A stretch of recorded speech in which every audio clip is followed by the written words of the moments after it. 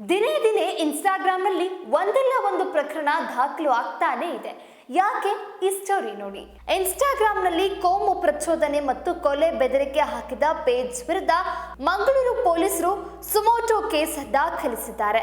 ನೈತಿಕ ಪೊಲೀಸ್ ಕಿರಿ ಘಟನೆ ಬಳಿಕ ಹಿಂದೂ ಸಂಘಟನೆ ಕಾರ್ಯಕರ್ತರಿಗೆ ಸಾಮಾಜಿಕ ಜಾಲತಾಣದಲ್ಲಿ ಬೆದರಿಕೆ ಹಾಕಲಾಗಿದ್ದು, ಕೋಮು ಸಾಮರಸ್ಯ ಕದಡುವ ಯತ್ನಕ್ಕೆ ಕಡಿವಾಣ ಹಾಕುವ ನಿಟ್ಟಿನಲ್ಲಿ ಈ ಅಗತ್ಯ ಕ್ರಮಕ್ಕೆ ಪೊಲೀಸರು ಮುಂದಾಗಿದ್ದಾರೆ. ಸಾಕಷ್ಟು ಕಠಿಣ ಕ್ರಮಗಳ ಹೊರತಾಗಿಯೂ ದಕ್ಷಿಣ ಕನ್ನಡ ಜಿಲ್ಲೆಯಲ್ಲಿ ಕೋಮು ಸಾಮರಸ್ಯ ಹಾಳು ಮಾಡುವ ಘಟನೆಗಳು ಮೇಲಿಂದ ಮೇಲೆ ನಡೆಯುತ್ತಲೇ ಇದೆ. ಇವುಗಳ ಸಾಲಿಗೀಗ ಇನ್ಸ್ಟಾಗ್ರಾಮ್ ಪೇಜ್ನಲ್ಲಿ ಮಾಡಿರುವ ಪೋಸ್ಟ್ ಕೂಡ ಸೇರ್ಪಡೆಯಾಗಿದೆ. ಸಾಮಾಜಿಕ ಜಾಲತಾಣದಲ್ಲಿ ಕೋಮು ದ್ವೇಷಕ್ಕೆ ಪ್ರಚೋದನೆ ನೀಡುವ ಯತ್ನ ನಡೆದಿರುವ ಹಿನ್ನೆಲೆ ಪೊಲೀಸರು ಸುಮೋಟೋ ಕೇಸ್ ದಾಖಲಿಸಿಕೊಂಡು ತನಿಖೆ ಆರಂಭಿಸಿದ್ದಾರೆ. ಇಷ್ಟಲ್ಲದೆ ಅಕ್ರಮವಾಗಿ ಗೋಮಾಂಸ ಕೂಡ ಸಾಗಾಣಿಕೆಯಾಗ್ತಿತ್ತು. ಅಕ್ರಮ ಗೋಮಾಂಸ ಸಾಗಾಟ ಮಾಡ್ತಾ ಇದ್ದ ಅಬ್ದುಲ್ ಸತ್ತಾರ್ ಎಂಬುವರ ಮೇಲೆ ಸುಮಿತ್ ಮತ್ತು ರಜತ್ ನಾಯಕ್ ಹಲ್ಲೆ ನಡೆಸಿದ್ರು. ಬಜಪೆ ಪೊಲೀಸ್ ಠಾಣೆ ವ್ಯಾಪ್ತಿಯಲ್ಲಿ ಈ ಘಟನೆ ಜರುಗಿದೆ.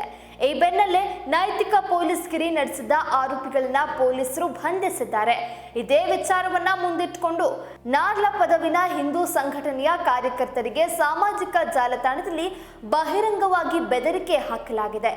ಮುಸ್ಲಿಂ ಲೀಡರ್ ಎಂಬ ಇನ್ಸ್ಟಾಗ್ರಾಮ್ ಪೇಜ್ನಲ್ಲಿ ಹಿಂದೂ ಸಂಘಟನೆಯ ಕಾರ್ಯಕರ್ತರಾದ ಪ್ರದೀಪ್, ರಜಿತ್, ಸಂತೋಷ್ ಹಾಗೂ ಜನಾರ್ದನ್ ಎಂಬುವರಿಗೆ ಬೆದರಿಕೆ ಹಾಕಲಾಗಿದೆ. ಹಾಗಾದ್ರೆ ಅಷ್ಟಕ್ಕೂ ಆ ಪೋಸ್ಟ್ನಲ್ಲಿ ಏನಿತ್ತು ನೀವೇ ನೋಡಿ. ಸಂಘಿಗಳ ಅಟ್ಟಹಾಸ ಮಿತಿ ಮೀರ್ತಾ ಇರೋದು ಇದಕ್ಕೆ ಕಡಿವಾಣ ಇಲ್ಲವಾಯ್ತಾ?